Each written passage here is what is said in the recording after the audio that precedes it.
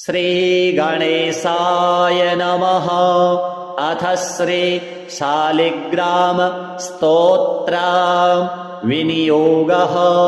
ॐ अस्य श्री शालिग्राम स्तोत्रमन्त्रस्य श्री भगवान् ऋषिः श्रीनारायणो देवता अनुष्टुप् छन्दः श्री शालिग्राम स्तोत्रमन्त्र जपे विनियोगः।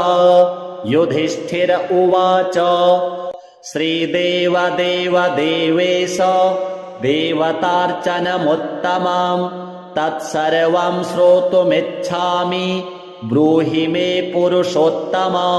श्रीभगवानुवाच गण्डक्यां चोत्तरे तीरे गिरिराजस्य दक्षिणे 10 योजनविस्तीर्णा महाक्षेत्रवसुन्धरा शालिग्रामो भवेद्देवो देवी द्वारावती भवेत्। उभयोः सङ्गमो यत्र मुक्तिस्तत्र न संशयः। शालिग्रामशिला यत्र यत्र द्वारावती शिला उभयोः सङ्गमो यत्र मुक्तिस्तत्र न संशयः। आजन्मकृतपापानां प्रायश्चित्तं य इच्छति शालिग्रामशिलावारि पापहारि नमोऽस्तु ते। अकालमृत्युहरणं सर्वव्याधिविनाशनं विष्णोः पादोदकं पीत्वा शिरसा धारयाम्यहं। शङ्खमध्ये स्थितं तोयं भ्रामितं केशवोपरि अङ्गलग्नं मनुष्याणां ब्रह्महत्यादिकं दहेत्। स्नानोदकं पिबेन्नित्यं चक्राङ्कितशिलोद्भवं प्रक्षाल्य शुद्धं तत्तोयं ब्रह्महत्यां व्यपोहति। अग्निष्टोमसहस्राणि वाजपेयशतानि च सम्यक् फलमवाप्नोति विष्णोर्नैवेद्यभक्षणात्। नैवेद्ययुक्तां तुलसीं च मिश्रितां विशेषतः पादजलेन विष्णोः योष्णाति नित्यं पुरतो मुरारेः।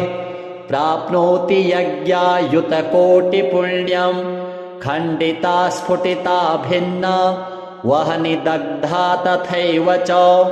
शालिग्रामशिला यत्र तत्र दोषो न विद्यते न मन्त्रः पूजनं नैव न तीर्थं न च भावना न स्तुतिर्नोपचारश्च शालिग्रामशिलार्चने। ब्रह्महत्यादिकं पापं मनोवाक्कायसम्भवं शीघ्रं नश्यति तत्सर्वं शालिग्रामशिलार्चनात्। नानावर्णमयं चैव नानाभोगेन वेष्टितं तथा वरप्रसादेन लक्ष्मीकान्तं वदाम्यहं। नारायणोद्भवो देवश्चक्रमध्ये च कर्मणा तथा वरप्रसादेन लक्ष्मीकान्तं वदाम्यहम्। कृष्णे शिलातले यत्र सूक्ष्मं चक्रं च दृश्यते सौभाग्यं सन्ततिं धत्ते सर्वसौख्यं ददाति च। वासुदेवस्य चिह्नानि दृष्ट्वा पापैः प्रमुच्यते। श्रीधरः सूकरे वामे हरिद्वर्णस्तु दृश्यते। वराहरूपिणं देवं कूर्माङ्गैरपि चिह्नितं गोपदं तत्र दृश्येत। वाराहं वामनं तथा पीतवर्णं तु देवानां रक्तवर्णं भयावहं। नारसिंहो भवेद्देवो मोक्षदं च प्रकीर्तितं। शङ्खचक्रगदाकूर्मः शङ्खो यत्र प्रदृश्यते शङ्खवर्णस्य देवानां वामे देवस्य लक्षणं दामोदरं तथा स्थूलं मध्ये चक्रं प्रतिष्ठितं पूर्णद्वारेण संकीर्णा पीतरेखा च दृश्यते। छत्राकारे भवेद्राज्यं वर्तुले च महाश्रियः कपटे च महादुःखं शूलाग्रे तोरणं ध्रुवं ललाटे शेषभोगस्तु शिरोपरि शुकाञ्चनं चक्रकाञ्चनवर्णानां वामदेवस्य लक्षणं वामपार्श्वे च वै चक्रे कृष्णवर्णस्तु पिङ्गलं लक्ष्मीनृसिंहदेवानां पृथग्वर्णस्तु दृश्यते। लम्बोष्ठे च दरिद्रं स्यात् पिङ्गले हानिरेव च लग्नचक्रे भवेद्व्याधिर्विदारे मरणं ध्रुवं पादोदकं च निर्माल्यं मस्तके धारयेत् सदा विष्णोर्दृष्टं भक्षितव्यं तुलसीदलमिश्रितं कल्पकोटिसहस्राणि वैकुण्ठे वसते सदा शालिग्रामशिलाबिन्दुर्हत्याकोटिविनाशनः तस्मात् सम्पूजयेद्ध्यात्वा पूजितं चापि सर्वदा। शालिग्रामशिलास्तोत्रं यः पठेच्च द्विजोत्तमः स गच्छेत् परमं स्थानं यत्र लोकेश्वरो हरिः सर्वपापविनिर्मुक्तो विष्णुलोकं स गच्छति।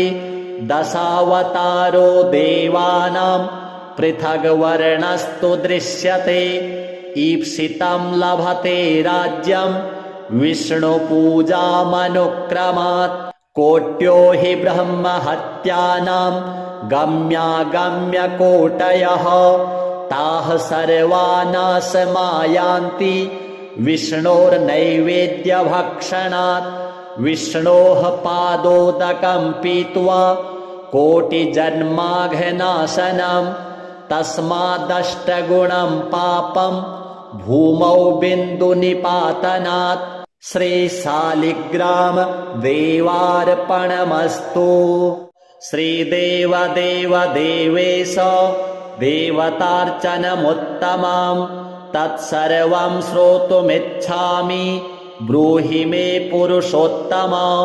श्रीभगवानुवाच गण्डक्यां चोत्तरे तीरे गिरिराजस्य दक्षिणे 10 योजनविस्तीर्णा महाक्षेत्रवसुन्धरा शालिग्रामो भवेद्देवो देवी द्वारावती भवेत् उभयोः सङ्गमो यत्र मुक्तिस्तत्र न संशयः।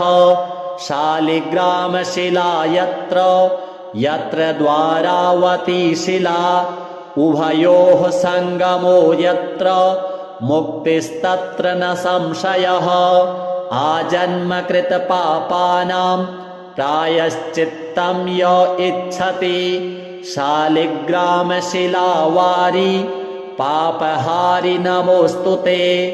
अकालमृत्युहरणं सर्वव्याधिविनाशनं विष्णोः पादोदकं पीत्वा शिरसा धारयाम्यहम्।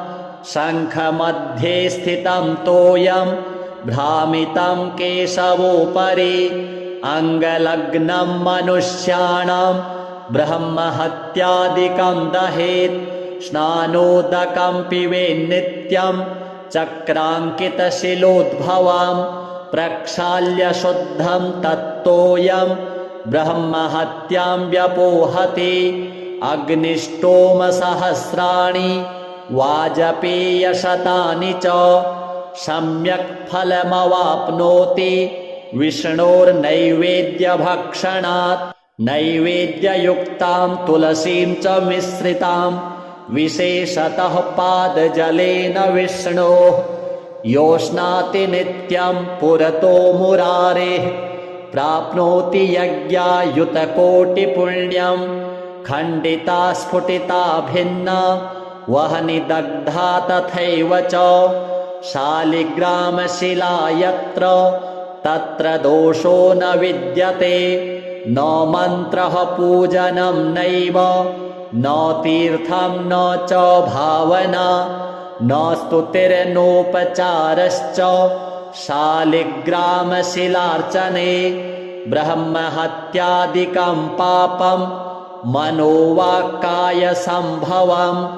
शीघ्रं नश्यति तत्सर्वं शालिग्रामशिलार्चनात् नानावर्णमयं चैव नानाभोगेन वेष्टितं तथा वरप्रसादेन लक्ष्मीकान्तं वदाम्यहं नारायणोद्भवो देवश्चक्रमध्ये च कर्मणा तथा वरप्रसादेन लक्ष्मीकान्तं वदाम्यहं कृष्णे शिलातले यत्र सूक्ष्मं चक्रं च दृश्यते सौभाग्यं सन्ततिं धत्ते सर्वसौख्यं ददाति च वासुदेवस्य चिह्नानि दृष्ट्वा पापैः प्रमुच्यते श्रीधरः सूकरे वामे हरिद्वर्णस्तु दृश्यते वराहरूपिणं देवं कूर्माङ्गैरपि चिह्नितं गोपदं तत्र दृश्येत वाराहं वामनं तथा पीतवर्णं तु देवानां रक्तवर्णं भयावहं नारसिंहो भवेद्देवो मोक्षदं च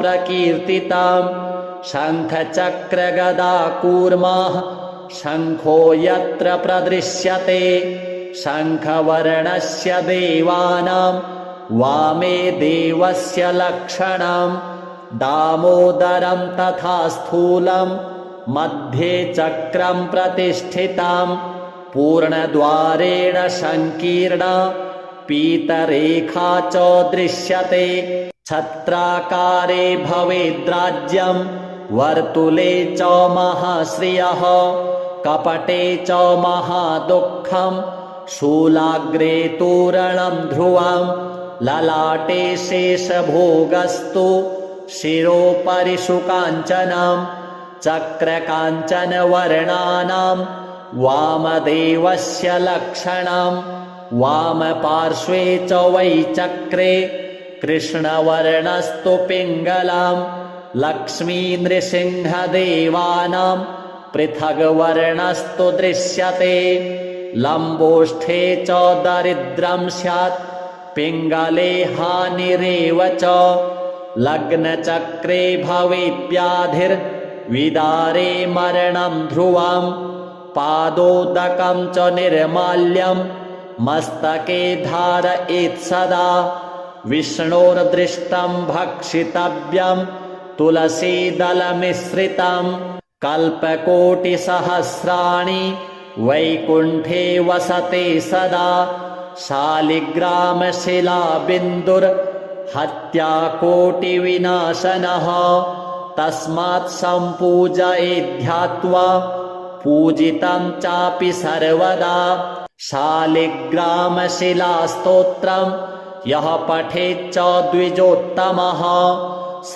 गच्छेत् परमं स्थानं यत्र लोकेश्वरो हरिः सर्वपापविनिर्मुक्तो विष्णुलोकं स गच्छति दशावतारो देवानां पृथग्वर्णस्तु दृश्यते ईप्सितं लभते राज्यं विष्णुपूजामनुक्रमात् कोट्यो हि ब्रह्महत्यानां गम्यागम्यकोटयः ताः सर्वा नाशमायान्ति विष्णोर्नैवेद्यभक्षणात् विष्णोः पादोदकं पीत्वा कोटिजन्माघनाशनं तस्मादष्टगुणं पापं भूमौ बिन्दुनिपातनात् श्रीशालिग्राम देवार्पणमस्तु। श्रीदेवदेव देवेश देवतार्चनमुत्तमं तत्सर्वं श्रोतुमिच्छामि ब्रूहि मे पुरुषोत्तम। श्रीभगवानुवाच गण्डक्यां चोत्तरे तीरे गिरिराजस्य दक्षिणे 10 योजनविस्तीर्णा महाक्षेत्रवसुन्धरा। शालिग्रामो भवेद्देवो देवी द्वारावती भवेत्। उभयोः सङ्गमो यत्र मुक्तिस्तत्र न संशयः। शालिग्रामशिला यत्र यत्र द्वारावती शिला। उभयोः सङ्गमो यत्र मुक्तिस्तत्र न संशयः। आजन्मकृतपापानां प्रायश्चित्तं य इच्छति शालिग्रामशिलावारि पापहारि नमोऽस्तु ते। अकालमृत्युहरणं सर्वव्याधिविनाशनं विष्णोः पादोदकं पीत्वा शिरसा धारयाम्यहं। शङ्खमध्ये स्थितं तोयं भ्रामितं केशवोपरि अङ्गलग्नं मनुष्याणां ब्रह्महत्यादिकं दहेत्। स्नानोदकं पिबेन्नित्यं चक्राङ्कितशिलोद्भवं प्रक्षाल्य शुद्धं तत्तोयं ब्रह्महत्यां व्यपोहति। अग्निष्टोमसहस्राणि वाजपेयशतानि च सम्यक् फलमवाप्नोति विष्णोर्नैवेद्यभक्षणात्। नैवेद्ययुक्तां तुलसीं च मिश्रितां विशेषतः पादजलेन विष्णोः योष्णाति नित्यं पुरतो मुरारेः। प्राप्नोति यज्ञायुतकोटिपुण्यं खण्डिता स्फुटिता भिन्ना वह्नि दग्धा तथैव च। शालिग्रामशिला यत्र तत्र दोषो न विद्यते। न मन्त्रः पूजनं नैव न तीर्थं न च भावना न स्तुतिर्नोपचारश्च शालिग्रामशिलार्चने। ब्रह्महत्यादिकं पापं मनोवाक्कायसम्भवं शीघ्रं नश्यति तत्सर्वं शालिग्रामशिलार्चनात्। नानावर्णमयं चैव नानाभोगेन वेष्टितं तथा वरप्रसादेन लक्ष्मीकान्तं वदाम्यहं। नारायणोद्भवो देवश्चक्रमध्ये च कर्मणा तथा वरप्रसादेन लक्ष्मीकान्तं वदाम्यहम्। कृष्णे शिलातले यत्र सूक्ष्मं चक्रं च दृश्यते सौभाग्यं सन्ततिं धत्ते सर्वसौख्यं ददाति च। वासुदेवस्य चिह्नानि दृष्ट्वा पापैः प्रमुच्यते। श्रीधरः सूकरे वामे हरिद्वर्णस्तु दृश्यते। वराहरूपिणं देवं कूर्माङ्गैरपि चिह्नितं गोपदं तत्र दृश्येत। वाराहं वामनं तथा पीतवर्णं तु देवानां रक्तवर्णं भयावहं। नारसिंहो भवेद्देवो मोक्षदं च प्रकीर्तितं। शङ्खचक्रगदाकूर्मः शङ्खो यत्र प्रदृश्यते शङ्खवर्णस्य देवानां वामे देवस्य लक्षणं। दामोदरं तथा स्थूलं मध्ये चक्रं प्रतिष्ठितं पूर्णद्वारेण संकीर्णा पीतरेखा च दृश्यते।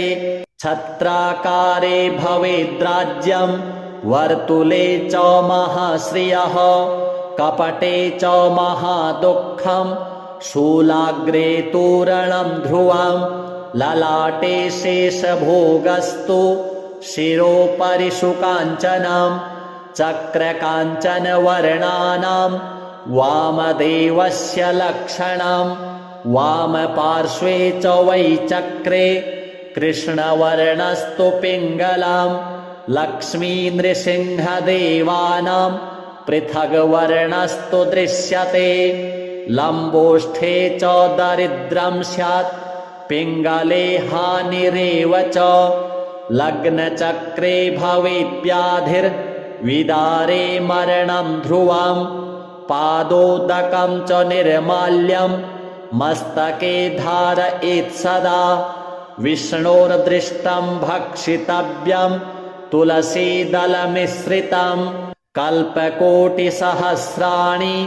वैकुण्ठे वसते सदा शालिग्रामशिलाबिन्दुर्हत्याकोटिविनाशनः तस्मात् सम्पूजयेद्ध्यात्वा पूजितं चापि सर्वदा शालिग्रामशिलास्तोत्रं यः पठेच्च द्विजोत्तमः स गच्छेत् परमं स्थानं यत्र लोकेश्वरो हरिः सर्वपापविनिर्मुक्तो विष्णुलोकं स गच्छति दशावतारो देवानां पृथग्वर्णस्तु दृश्यते ईप्सितं लभते राज्यं विष्णुपूजामनुक्रमात् कोट्यो हि ब्रह्महत्यानां गम्यागम्यकोटयः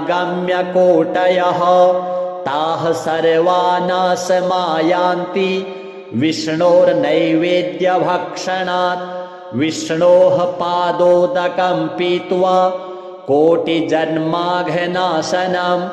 तस्मादष्टगुणं पापं भूमौ बिन्दुनिपातनात् श्रीशालिग्राम देवार्पणमस्तु। श्रीदेवदेव देवेश देवतार्चनमुत्तमं तत्सर्वं श्रोतुमिच्छामि ब्रूहि मे पुरुषोत्तम।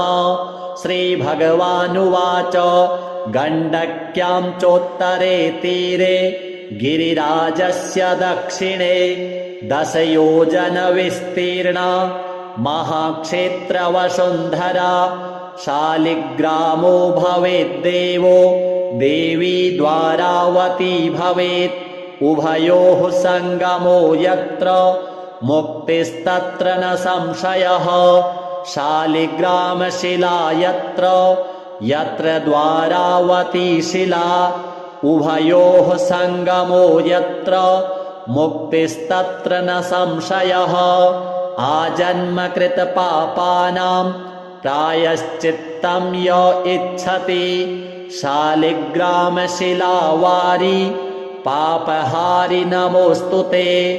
अकालमृत्युहरणं सर्वव्याधिविनाशनं विष्णोः पादोदकं पीत्वा शिरसा धारयाम्यहं शङ्खमध्ये स्थितं तोयं भ्रामितं केशवोपरि अङ्गलग्नं मनुष्याणां ब्रह्महत्यादिकं दहेत् स्नानोदकं पिबेन्नित्यं चक्राङ्कितशिलोद्भवं प्रक्षाल्य शुद्धं तत्तोयं ब्रह्महत्यां व्यपोहति अग्निष्टोमसहस्राणि वाजपेयशतानि च सम्यक् फलमवाप्नोति विष्णोर्नैवेद्यभक्षणात् नैवेद्ययुक्तां तुलसीं च मिश्रितां विशेषतः पादजलेन विष्णोः योष्णाति नित्यं पुरतो मुरारेः प्राप्नोति यज्ञायुतकोटिपुण्यं खण्डिता स्फुटिता भिन्ना वह्नि दग्धा तथैव च शालिग्रामशिला यत्र तत्र दोषो न विद्यते न मन्त्रः पूजनं नैव न तीर्थं न च भावना न स्तुतिर्नोपचारश्च शालिग्रामशिलार्चने ब्रह्महत्यादिकं पापं मनोवाक्कायसम्भवं शीघ्रं नश्यति तत्सर्वं शालिग्रामशिलार्चनात् नानावर्णमयं चैव नानाभोगेन वेष्टितं तथा वरप्रसादेन लक्ष्मीकान्तं वदाम्यहम् नारायणोद्भवो देवश्चक्रमध्ये च कर्मणा तथा वरप्रसादेन लक्ष्मीकान्तं वदाम्यहम् कृष्णे शिलातले यत्र सूक्ष्मं चक्रं च दृश्यते सौभाग्यं सन्ततिं धत्ते सर्वसौख्यं ददाति च वासुदेवस्य चिह्नानि दृष्ट्वा पापैः प्रमुच्यते श्रीधरः सूकरे वामे हरिद्वर्णस्तु दृश्यते वराहरूपिणं देवं कूर्माङ्गैरपि चिह्नितं गोपदं तत्र दृश्येत वाराहं वामनं तथा पीतवर्णं तु देवानां रक्तवर्णं भयावहं नारसिंहो भवेद्देवो मोक्षदं च प्रकीर्तितं शङ्खचक्रगदा कूर्मः शङ्खो यत्र प्रदृश्यते शङ्खवर्णस्य देवानां वामे देवस्य लक्षणं दामोदरं तथा स्थूलं मध्ये चक्रं प्रतिष्ठितं पूर्णद्वारेण संकीर्णा पीतरेखा च दृश्यते छत्राकारे भवेद्राज्यं वर्तुले च महाश्रियः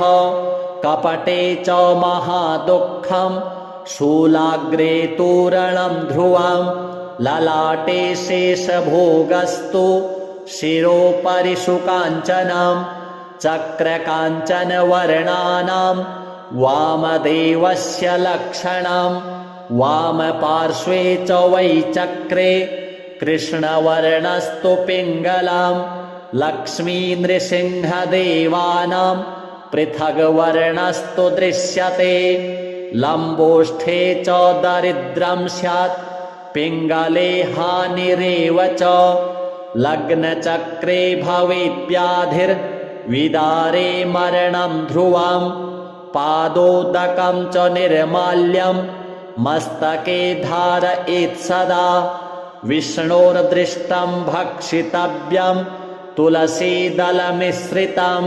कल्पकोटिसहस्राणि वैकुण्ठे वसते सदा शालिग्रामशिलाबिन्दुर्हत्याकोटिविनाशनः तस्मात् सम्पूजयेद्ध्यात्वा पूजितं चापि सर्वदा शालिग्रामशिलास्तोत्रं यः पठेच्च द्विजोत्तमः स गच्छेत् परमं स्थानं यत्र लोकेश्वरो हरिः सर्वपापविनिर्मुक्तो विष्णुलोकं स गच्छति दशावतारो देवानां पृथग्वर्णस्तु दृश्यते ईप्सितं लभते राज्यं विष्णुपूजामनुक्रमात् कोट्यो हि ब्रह्महत्यानां गम्यागम्यकोटयः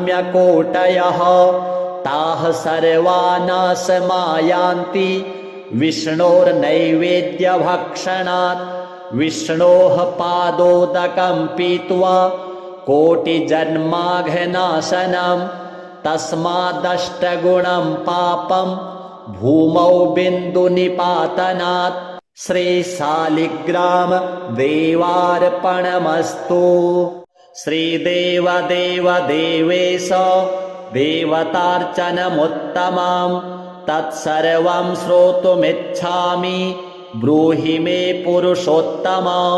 श्रीभगवानुवाच गण्डक्यां चोत्तरे तीरे गिरिराजस्य दक्षिणे 10 योजनविस्तीर्णा महाक्षेत्रवसुन्धरा शालिग्रामो भवेद्देवो देवी द्वारावती भवेत् उभयोः सङ्गमो यत्र मुक्तिस्तत्र न संशयः शालिग्रामशिला यत्र यत्र द्वारावती शिला उभयोः सङ्गमो यत्र मुक्तिस्तत्र न संशयः आजन्मकृतपापानां प्रायश्चित्तं य इच्छति शालिग्रामशिलावारी पापहारि नमोऽस्तु ते अकालमृत्युहरणं सर्वव्याधिविनाशनं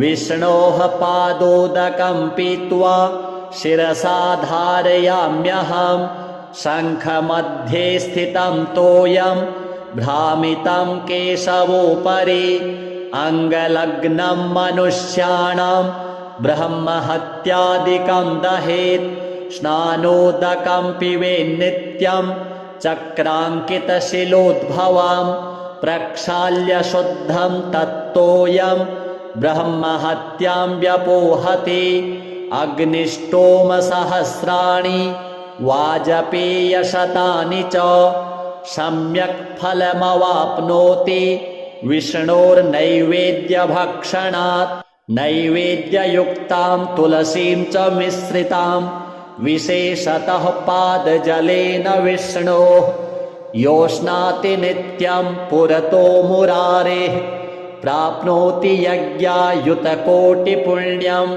खण्डिता स्फुटिता भिन्ना वह्नि दग्धा तथैव च शालिग्रामशिला यत्र तत्र दोषो न विद्यते न मन्त्रः पूजनं नैव न तीर्थं न च भावना न स्तुतिर्नोपचारश्च शालिग्रामशिलार्चने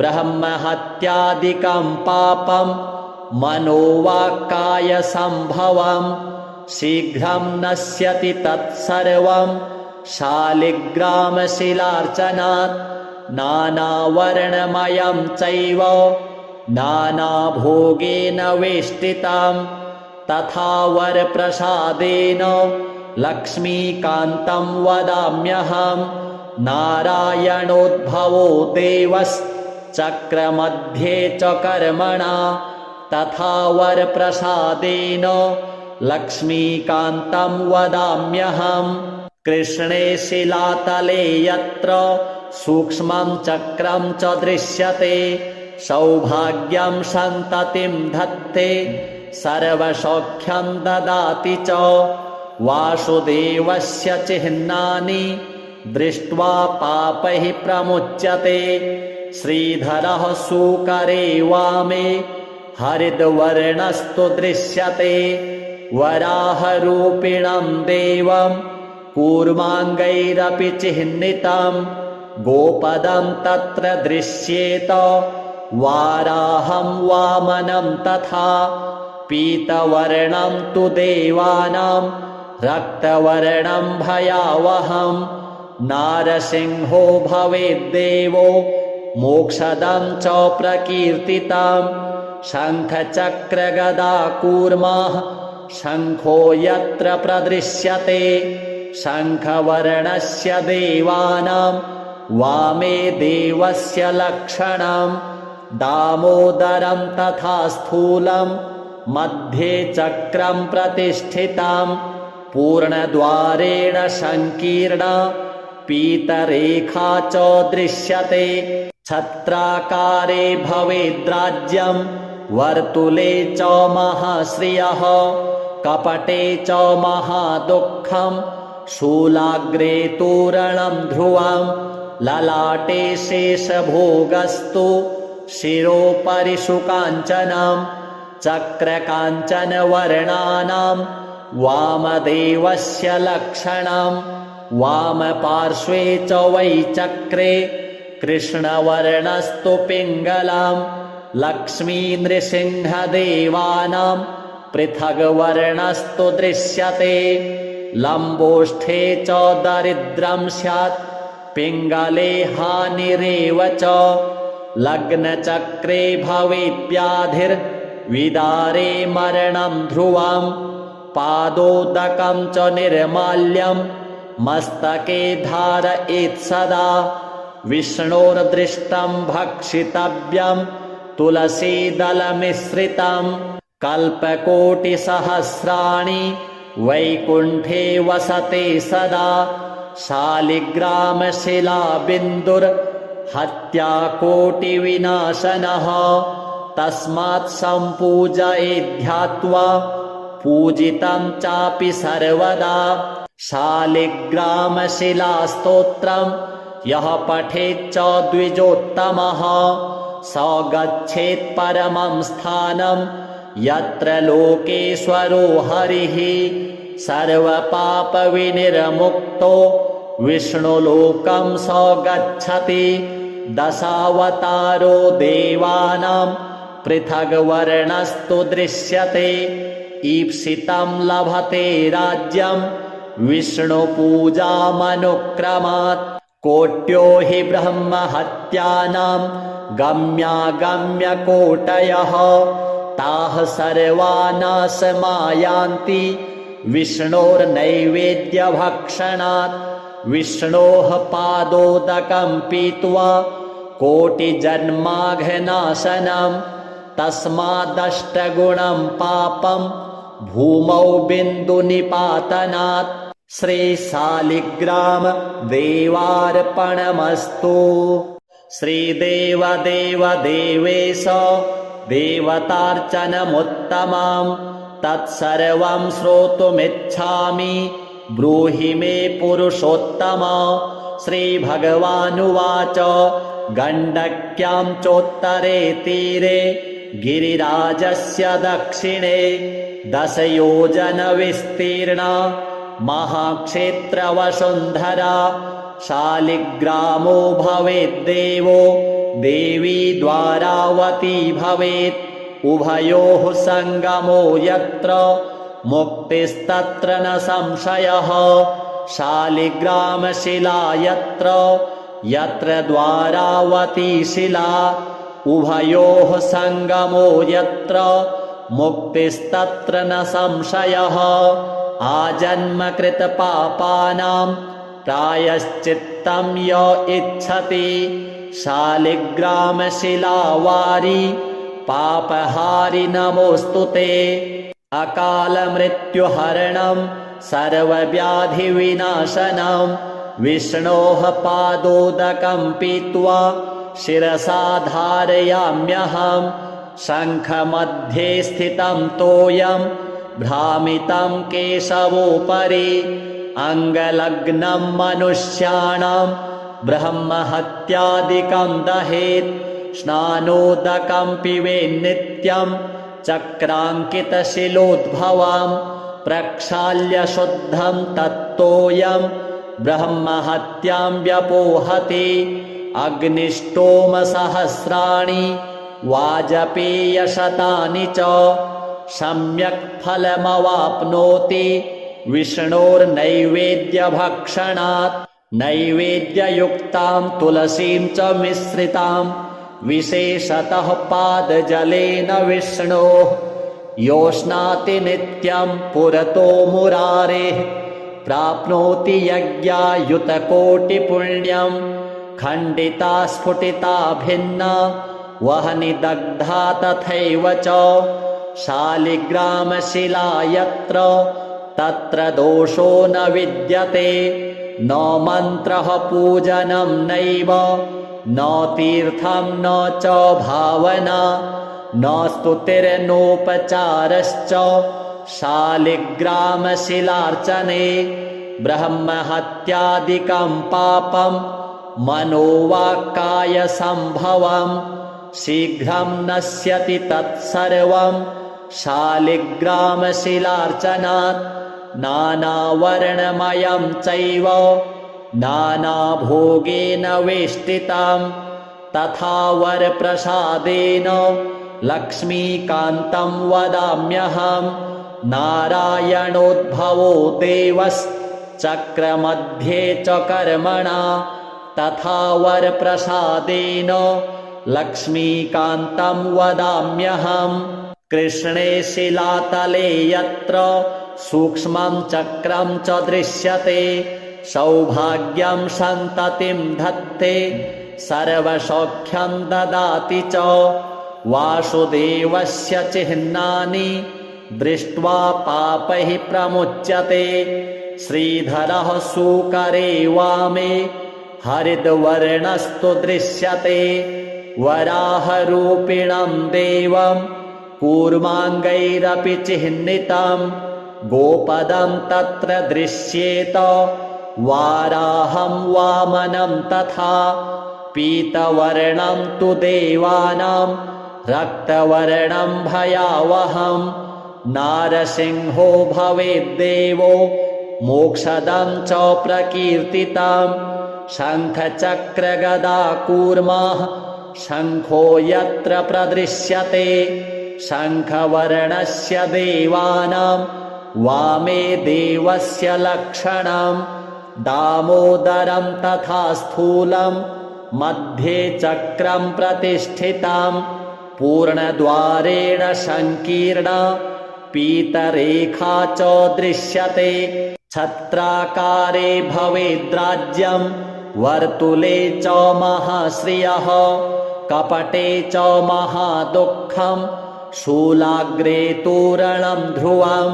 ललाटे शेषभोगस्तु शिरोपरि शुकाञ्चनं। चक्रकाञ्चनवर्णानां वामदेवस्य लक्षणं। वामपार्श्वे च वै चक्रे कृष्णवर्णस्तु पिङ्गलं। लक्ष्मीनृसिंहदेवानां पृथग्वर्णस्तु दृश्यते। लम्बोष्ठे च दरिद्रं स्यात् पिङ्गले हानिरेव च। लग्नचक्रे भवेद्व्याधिर्विदारे मरणं ध्रुवं। पादोदकं च निर्माल्यं मस्तके धारयेत् सदा। विष्णोर्दृष्टं भक्षितव्यं तुलसीदलमिश्रितं। कल्पकोटिसहस्राणि वैकुण्ठे वसते सदा। शालिग्रामशिलाबिन्दुर्हत्याकोटिविनाशनः। तस्मात् सम्पूजयेद्ध्यात्वा पूजितं चापि सर्वदा। शालिग्रामशिलास्तोत्रं यः पठेच्च द्विजोत्तमः स गच्छेत् परमं स्थानं यत्र लोकेश्वरो हरिः। सर्वपापविनिर्मुक्तो विष्णुलोकं स गच्छति। दशावतारो देवानां पृथग्वर्णस्तु दृश्यते। ईप्सितं लभते राज्यं विष्णुपूजामनुक्रमात्। कोट्यो हि ब्रह्महत्यानां गम्यागम्यकोटयः। ताः सर्वा नाशमायान्ति विष्णोर्नैवेद्यभक्षणात्। विष्णोः पादोदकं पीत्वा कोटिजन्माघनाशनं। तस्मादष्टगुणं पापं भूमौ बिन्दुनिपातनात्। श्रीशालिग्राम देवार्पणमस्तु। श्रीदेवदेव देवेश देवतार्चनमुत्तमं। तत्सर्वं श्रोतुमिच्छामि ब्रूहि मे पुरुषोत्तम। श्रीभगवानुवाच गण्डक्यां चोत्तरे तीरे गिरिराजस्य दक्षिणे 10 योजनविस्तीर्णा महाक्षेत्रवसुन्धरा। शालिग्रामो भवेद्देवो देवी द्वारावती भवेत्। उभयोः सङ्गमो यत्र मुक्तिस्तत्र न संशयः। शालिग्रामशिला यत्र यत्र द्वारावती शिला। उभयोः सङ्गमो यत्र मुक्तिस्तत्र न संशयः। आजन्मकृतपापानां प्रायश्चित्तं य इच्छति। शालिग्रामशिलावारी पापहारि नमोऽस्तु ते। अकालमृत्युहरणं सर्वव्याधिविनाशनं। विष्णोः पादोदकं पीत्वा शिरसा धारयाम्यहं। शङ्खमध्ये स्थितं तोयं भ्रामितं केशवोपरि अङ्गलग्नं मनुष्याणां ब्रह्महत्यादिकं दहेत् स्नानोदकं पिबेन्नित्यं चक्राङ्कितशिलोद्भवां प्रक्षाल्य शुद्धं तत्तोऽयं ब्रह्महत्यां व्यपोहति अग्निष्टोमसहस्राणि वाजपेयशतानि च सम्यक् फलमवाप्नोति विष्णोर्नैवेद्यभक्षणात् नैवेद्ययुक्तां तुलसीं च मिश्रितां विशेषतः पादजलेन विष्णोः योष्णाति नित्यं पुरतो मुरारेः प्राप्नोति यज्ञायुतकोटिपुण्यं खण्डिता स्फुटिता भिन्ना वह्निदग्धा तथैव च शालिग्रामशिला यत्र तत्र दोषो न विद्यते न मन्त्रः पूजनं नैव न तीर्थं न च भावना न स्तुतिर्नोपचारश्च शालिग्रामशिलार्चने ब्रह्महत्यादिकं पापं मनोवाक्कायसम्भवं शीघ्रं नश्यति तत्सर्वं शालिग्रामशिलार्चनात् नानावर्णमयं चैव नानाभोगेन वेष्टितं तथा वरप्रसादेन लक्ष्मीकान्तं वदाम्यहं नारायणोद्भवो देवश्चक्रमध्ये च कर्मणा तथा वरप्रसादेन लक्ष्मीकान्तं वदाम्यहं कृष्णे शिलातले यत्र सूक्ष्मं चक्रं च दृश्यते सौभाग्यं सन्ततिं धत्ते सर्वसौख्यं ददाति च वासुदेवस्य चिह्नानि दृष्ट्वा पापैः प्रमुच्यते श्रीधरः सूकरे वामे हरिद्वर्णस्तु दृश्यते वराहरूपिणं देवं कूर्माङ्गैरपि चिह्नितं गोपदं तत्र दृश्येत वाराहं वामनं तथा पीतवर्णं तु देवानां रक्तवर्णं भयावहं नारसिंहो भवेद्देवो मोक्षदं च प्रकीर्तितं शङ्खचक्रगदा कूर्मः शङ्खो यत्र प्रदृश्यते शङ्खवर्णस्य देवानां वामे देवस्य लक्षणं दामोदरं तथा स्थूलं मध्ये चक्रं प्रतिष्ठितं पूर्णद्वारेण संकीर्णा पीतरेखा च दृश्यते छत्राकारे भवेद्राज्यं वर्तुले च महाश्रियः कपटे च महादुःखं शूलाग्रे तोरणं ध्रुवं ललाटे शेषभोगस्तु शिरोपरि शुकाञ्चनं चक्रकाञ्चनवर्णानां वामदेवस्य लक्षणं वामपार्श्वे च वै चक्रे कृष्णवर्णस्तु पिङ्गलं लक्ष्मीनृसिंहदेवानां पृथग्वर्णस्तु दृश्यते लम्बोष्ठे च दरिद्रं स्यात् पिङ्गले हानिरेव च लग्नचक्रे भवेद्व्याधिर्विदारे मरणं ध्रुवं पादोदकं च निर्माल्यं मस्तके धारयेत् सदा विष्णोर्दृष्टं भक्षितव्यं तुलसीदलमिश्रितं कल्पकोटिसहस्राणि वैकुण्ठे वसते सदा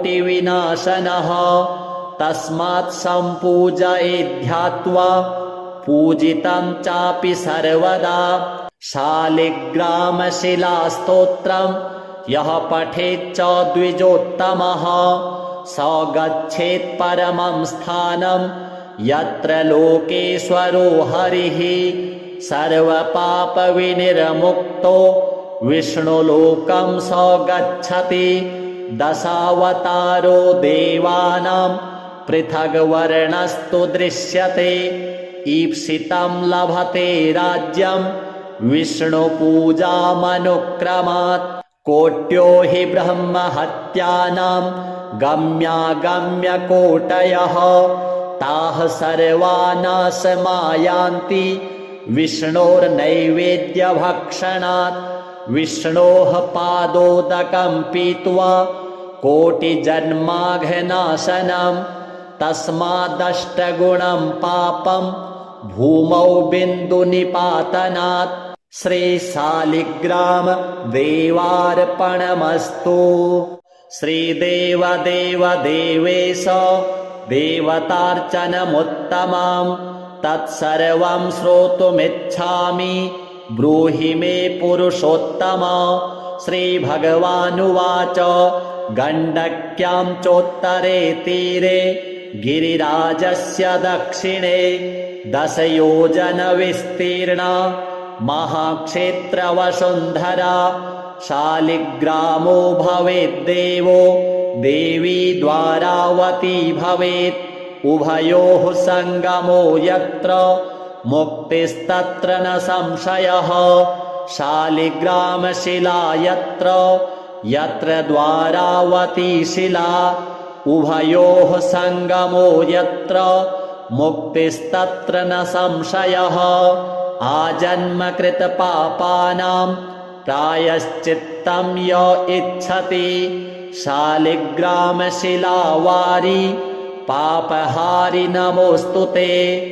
अकालमृत्युहरणं सर्वव्याधिविनाशनं विष्णोः पादोदकं पीत्वा शिरसा धारयाम्यहं शङ्खमध्ये स्थितं तोयं भ्रामितं केशवोपरि अङ्गलग्नं मनुष्याणां ब्रह्महत्यादिकं दहेत् स्नानोदकं पिबेन्नित्यं चक्राङ्कितशिलोद्भवं प्रक्षाल्य शुद्धं तत्तोयं ब्रह्महत्यां व्यपोहति अग्निष्टोमसहस्राणि वाजपेयशतानि च सम्यक् फलमवाप्नोति विष्णोर्नैवेद्यभक्षणात् नैवेद्ययुक्तां तुलसीं च मिश्रितां विशेषतः पादजलेन विष्णोः योष्णाति नित्यं पुरतो मुरारेः प्राप्नोति यज्ञायुतकोटिपुण्यं खण्डिता स्फुटिता भिन्ना वह्नि दग्धा तथैव च शालिग्रामशिला यत्र तत्र दोषो न विद्यते न मन्त्रः पूजनं नैव न तीर्थं न च भावना न स्तुतिर्नोपचारश्च शालिग्रामशिलार्चने ब्रह्महत्यादिकं पापं मनोवाक्कायसम्भवं शीघ्रं नश्यति तत्सर्वं शालिग्रामशिलार्चनात् नानावर्णमयं चैव नानाभोगेन वेष्टितं तथा वरप्रसादेन लक्ष्मीकान्तं वदाम्यहं नारायणोद्भवो देवश्चक्रमध्ये च कर्मणा तथा वरप्रसादेन लक्ष्मीकान्तं वदाम्यहं कृष्णे शिलातले यत्र सूक्ष्मं चक्रं च दृश्यते सौभाग्यं सन्ततिं धत्ते सर्वसौख्यं ददाति च वासुदेवस्य चिह्नानि दृष्ट्वा पापैः प्रमुच्यते श्रीधरः सूकरे वामे हरिद्वर्णस्तु दृश्यते वराहरूपिणं देवं कूर्माङ्गैरपि चिह्नितं गोपदं तत्र दृश्येत वाराहं वामनं तथा पीतवर्णं तु देवानां रक्तवर्णं भयावहं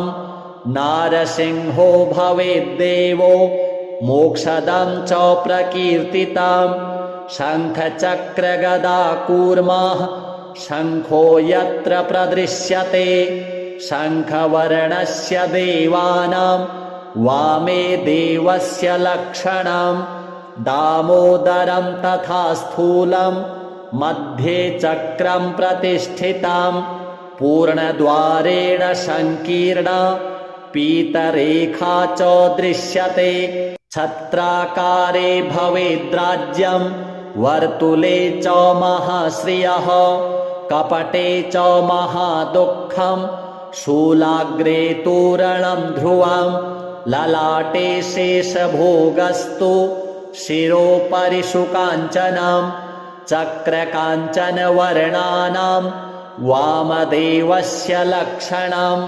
वामपार्श्वे च वै चक्रे कृष्णवर्णस्तु पिङ्गलं लक्ष्मीनृसिंहदेवानां पृथग्वर्णस्तु दृश्यते लम्बोष्ठे च दरिद्रं स्यात् पिङ्गले हानिरेव च लग्नचक्रे भवेद्व्याधिर्विदारे मरणं ध्रुवं पादोदकं च निर्माल्यं मस्तके धारयेत् सदा विष्णोर्दृष्टं भक्षितव्यं तुलसीदलमिश्रितं कल्पकोटिसहस्राणि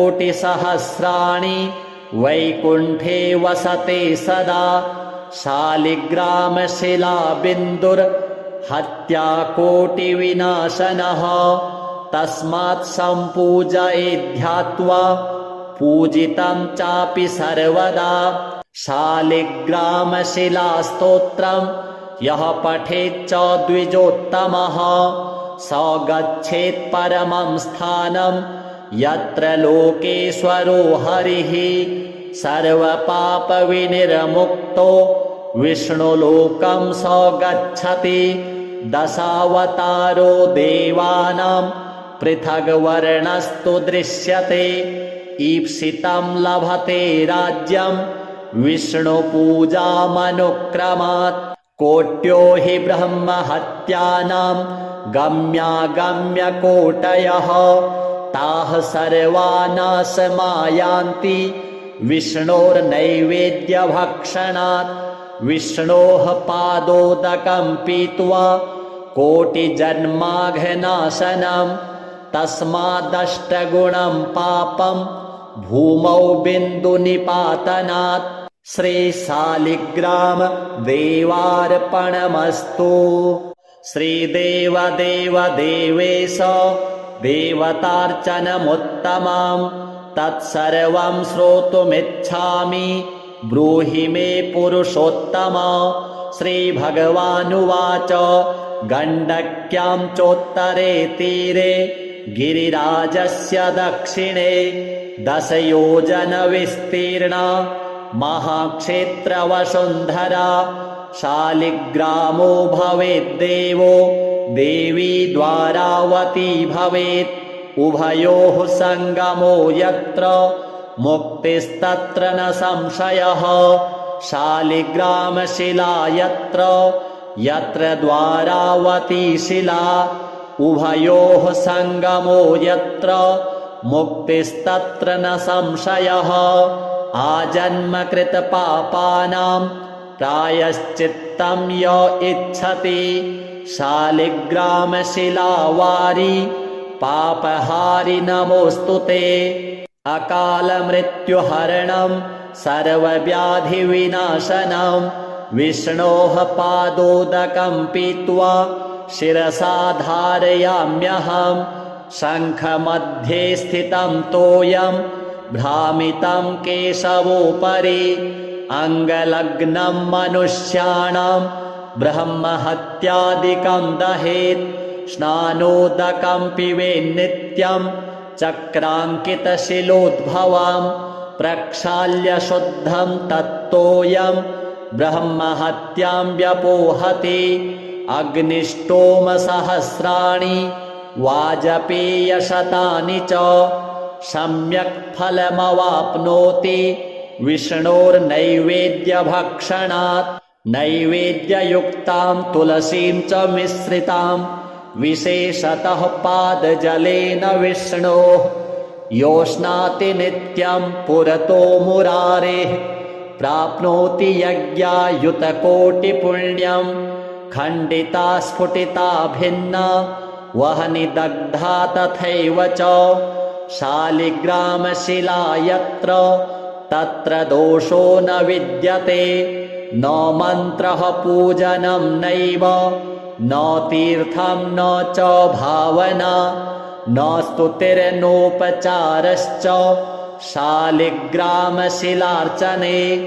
ब्रह्महत्यादिकं पापं मनोवाक्कायसम्भवं शीघ्रं नश्यति तत्सर्वं शालिग्रामशिलार्चनात् नानावर्णमयं चैव नानाभोगेन वेष्टितं तथा वरप्रसादेन लक्ष्मीकान्तं वदाम्यहं नारायणोद्भवो देवश्चक्रमध्ये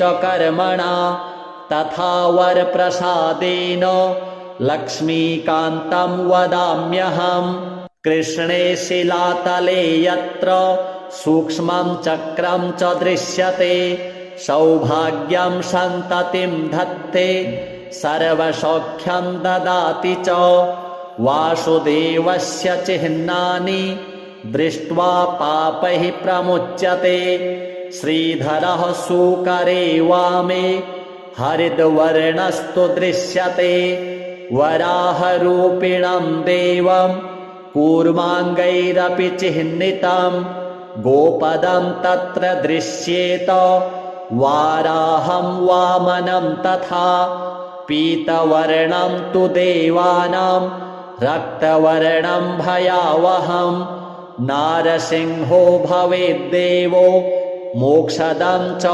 प्रकीर्तितं शङ्खचक्रगदा कूर्मः शङ्खो यत्र प्रदृश्यते शङ्खवर्णस्य देवानां वामे देवस्य लक्षणं दामोदरं तथा स्थूलं मध्ये चक्रं प्रतिष्ठितं पूर्णद्वारेण सङ्कीर्णा पीतरेखा च दृश्यते छत्राकारे भवेद्राज्यं वर्तुले च महाश्रियः कपटे च महादुःखं शूलाग्रे तोरणं ध्रुवं ललाटे शेषभोगस्तु शिरोपरि शुकाञ्चनं चक्रकाञ्चनवर्णानां वामदेवस्य लक्षणं वामपार्श्वे च वै चक्रे कृष्णवर्णस्तु पिङ्गलं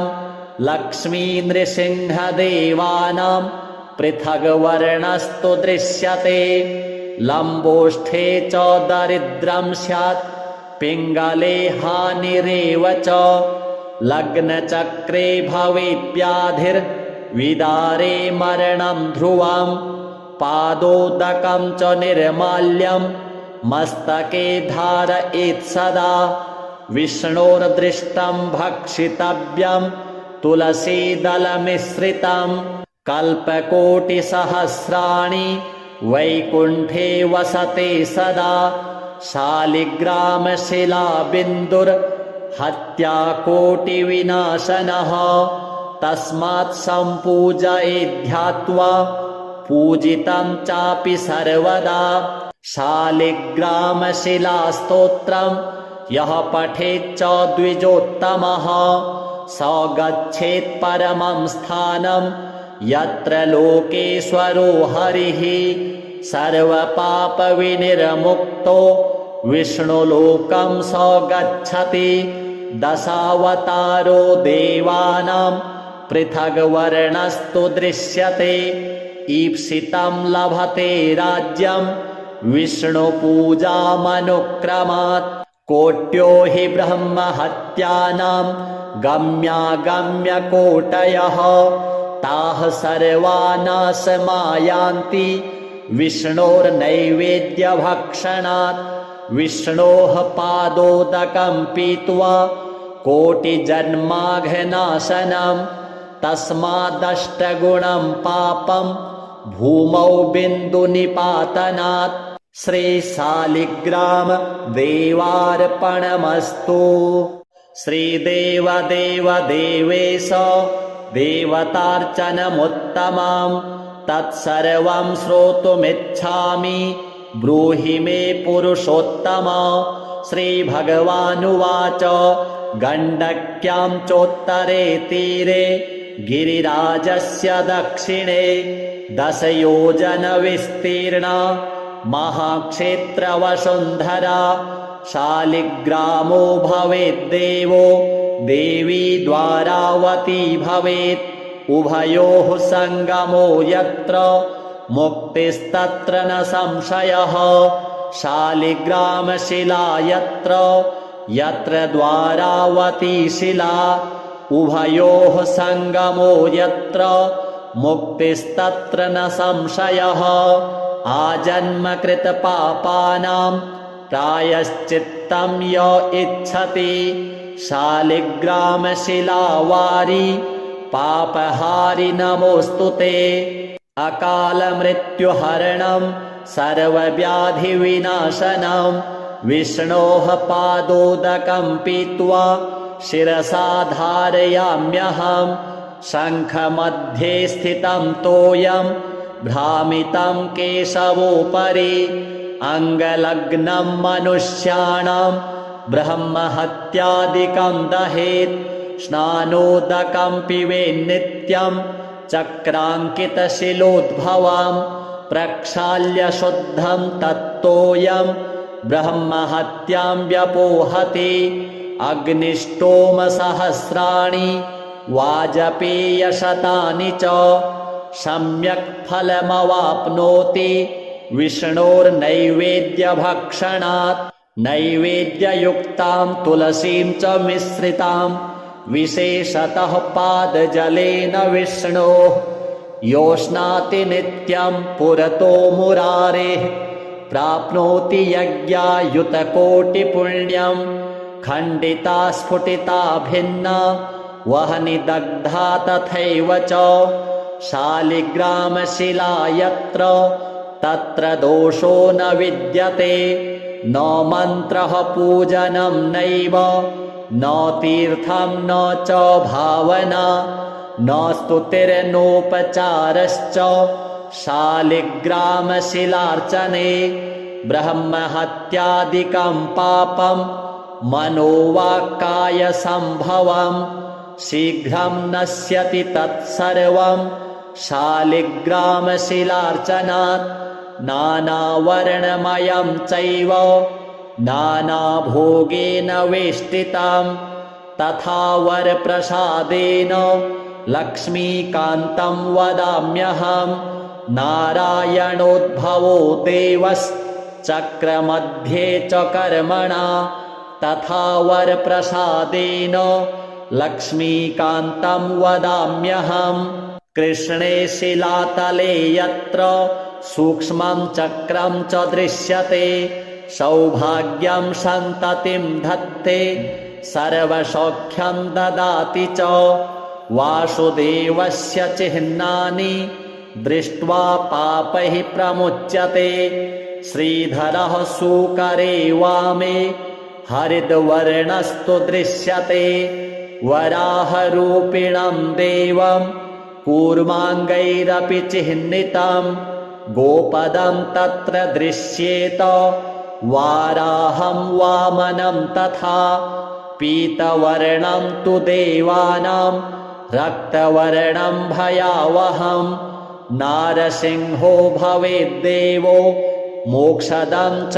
प्रकीर्तितं शङ्खचक्रगदाकूर्मः शङ्खो यत्र प्रदृश्यते शङ्खवर्णस्य देवानां वामे देवस्य लक्षणं दामोदरं तथा स्थूलं मध्ये चक्रं प्रतिष्ठितं पूर्णद्वारेण सङ्कीर्णा पीतरेखा च दृश्यते छत्राकारे भवेद्राज्यं वर्तुले च महाश्रियः कपटे च महादुःखं शूलाग्रे तोरणं ध्रुवं ललाटे शेषभोगस्तु शिरोपरि शुकाञ्चनं चक्रकाञ्चनवर्णानां वामदेवस्य लक्षणं वामपार्श्वे च वै चक्रे कृष्णवर्णस्तु पिङ्गलं लक्ष्मीनृसिंहदेवानां पृथग्वर्णस्तु दृश्यते लम्बोष्ठे च दरिद्रं स्यात् पिङ्गले हानिरेव च लग्नचक्रे भवेद्व्याधिर्विदारे मरणं ध्रुवं पादोदकं च निर्माल्यं मस्तके धारयेत् सदा विष्णोर्दृष्टं भक्षितव्यं तुलसीदलमिश्रितं कल्पकोटिसहस्राणि वैकुण्ठे वसते सदा शालिग्रामशिलाबिन्दुर्हत्याकोटिविनाशनः तस्मात् सम्पूजयेद्ध्यात्वा पूजितं चापि सर्वदा शालिग्रामशिलास्तोत्रं यः पठेच्च द्विजोत्तमः स गच्छेत् परमं स्थानं यत्र लोकेश्वरो हरिः सर्वपापविनिर्मुक्तो विष्णुलोकं स गच्छति दशावतारो देवानां पृथग्वर्णस्तु दृश्यते ईप्सितं लभते राज्यं विष्णुपूजामनुक्रमात् कोट्यो हि ब्रह्महत्यानां गम्यागम्यकोटयः ताः सर्वा नाशमायान्ति विष्णोर्नैवेद्यभक्षणात् विष्णोः पादोदकं पीत्वा कोटिजन्माघनाशनं तस्मादष्टगुणं पापं भूमौ बिन्दुनिपातनात् श्रीशालिग्राम देवार्पणमस्तु। श्रीदेवदेव देवेश देवतार्चनमुत्तमं तत्सर्वं श्रोतुमिच्छामि ब्रूहि मे पुरुषोत्तम। श्रीभगवानुवाच गण्डक्यां चोत्तरे तीरे गिरिराजस्य दक्षिणे 10 योजनविस्तीर्णा महाक्षेत्रवसुन्धरा शालिग्रामो भवेद्देवो देवी द्वारावती भवेत् उभयोः सङ्गमो यत्र मुक्तिस्तत्र न संशयः शालिग्रामशिला यत्र यत्र द्वारावती शिला उभयोः सङ्गमो यत्र मुक्तिस्तत्र न संशयः आजन्मकृतपापानां प्रायश्चित्तं य इच्छति शालिग्रामशिलावारि पापहारि नमोऽस्तु ते। अकालमृत्युहरणं सर्वव्याधिविनाशनं विष्णोः पादोदकं पीत्वा शिरसा धारयाम्यहं शङ्खमध्ये स्थितं तोयं भ्रामितं केशवोपरि अङ्गलग्नं मनुष्याणां ब्रह्महत्यादिकं दहेत् स्नानोदकं पिबेन्नित्यं चक्राङ्कितशिलोद्भवं प्रक्षाल्य शुद्धं तत्तोयं ब्रह्महत्यां व्यपोहति अग्निष्टोमसहस्राणि वाजपेयशतानि च सम्यक् फलमवाप्नोति विष्णोर्नैवेद्यभक्षणात् नैवेद्ययुक्तां तुलसीं च मिश्रितां विशेषतः पादजलेन विष्णोः योष्णाति नित्यं पुरतो मुरारेः प्राप्नोति यज्ञायुतकोटिपुण्यं खण्डिता स्फुटिता भिन्ना वह्नि दग्धा तथैव च शालिग्रामशिला यत्र तत्र दोषो न विद्यते न मन्त्रः पूजनं नैव न तीर्थं न च भावना न स्तुतिर्नोपचारश्च शालिग्रामशिलार्चने ब्रह्महत्यादिकं पापं मनोवाक्कायसम्भवं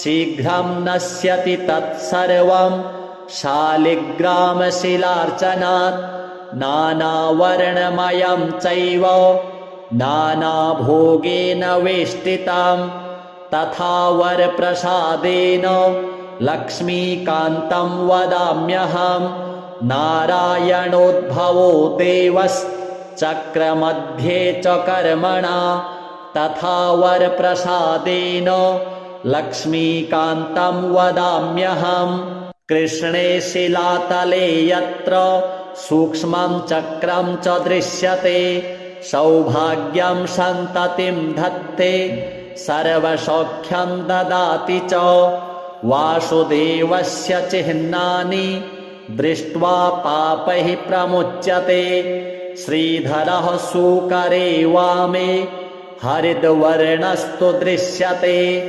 वराहरूपिणं देवं कूर्माङ्गैरपि चिह्नितं गोपदं तत्र दृश्येत वाराहं वामनं तथा पीतवर्णं तु देवानां रक्तवर्णं भयावहं नारसिंहो भवेद्देवो मोक्षदं च प्रकीर्तितं शङ्खचक्रगदा कूर्मः शङ्खो यत्र प्रदृश्यते शङ्खवर्णस्य देवानां वामे देवस्य लक्षणं दामोदरं तथा स्थूलं मध्ये चक्रं प्रतिष्ठितं पूर्णद्वारेण संकीर्णा पीतरेखा च दृश्यते छत्राकारे भवेद्राज्यं वर्तुले च महाश्रियः कपटे च महादुःखं शूलाग्रे तोरणं ध्रुवं ललाटे शेषभोगस्तु शिरोपरि शुकाञ्चनं चक्रकाञ्चनवर्णानां वामदेवस्य लक्षणं वामपार्श्वे च वै चक्रे कृष्णवर्णस्तु पिङ्गलं लक्ष्मीनृसिंहदेवानां पृथग्वर्णस्तु दृश्यते लम्बोष्ठे च दरिद्रं स्यात् पिङ्गले हानिरेव च लग्नचक्रे भवेद्व्याधिर्विदारे मरणं ध्रुवं पादोदकं च निर्माल्यं मस्तके धारयेत् सदा विष्णोर्दृष्टं भक्षितव्यं तुलसीदलमिश्रितं कल्पकोटिसहस्राणि वैकुण्ठे वसते सदा शालिग्रामशिलाबिन्दुर्हत्याकोटिविनाशनः तस्मात् सम्पूजयेद्ध्यात्वा पूजितं चापि सर्वदा शालिग्रामशिलास्तोत्रं यः पठेच्च द्विजोत्तमः स गच्छेत् परमं स्थानं यत्र लोकेश्वरो हरिः सर्वपापविनिर्मुक्तो विष्णुलोकं स गच्छति दशावतारो देवानां पृथग्वर्णस्तु दृश्यते ईप्सितं लभते राज्यं विष्णुपूजामनुक्रमात् कोट्यो हि ब्रह्महत्यानां गम्यागम्यकोटयः ताः सर्वा नाशमायान्ति विष्णोर्नैवेद्यभक्षणात् विष्णोः पादोदकं पीत्वा कोटिजन्माघनाशनं तस्मादष्टगुणं पापं भूमौ बिन्दुनिपातनात् श्रीशालिग्राम देवार्पणमस्तु।